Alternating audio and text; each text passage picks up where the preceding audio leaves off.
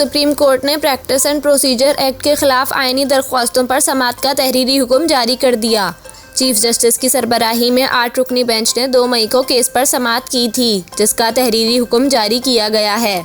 अदालती हुक्म में कहा गया है कि एक्ट बनने के बाद दाखिल नई आईनी दरख्वास्तों पर भी नोटिस जारी किया जाता है। दरख्वास्तों में अहम आईनी नुकात उठाए गए हैं। अदालत ने अटॉर्नी जनरल को बिल से मुताल्लिक कौमी असम्बली का रिकॉर्ड पेश करने की हिदायत की है, जबकि पार्लियामेंट के मुश्तरका इजलास और कायमा कमेटियों का रिकॉर्ड देने की भी हिदायत की गई है। अदालती हुक्म के मुताबिक supreme court practice and procedure bill पर ताहुक्म सानी हुक्म इम्तना बरकरार रहेगा। सुप्रीम कोर्ट के हुक्मनामे में 8 रुकनी बेंच पर पाकिस्तान बार कौंसिल के एतराज़ का तज़किरा नहीं किया गया, जबकि अदालत ने फ़रीक़ैन को 8 मई तक जामे जवाब दाखिल करने की हिदायत की है।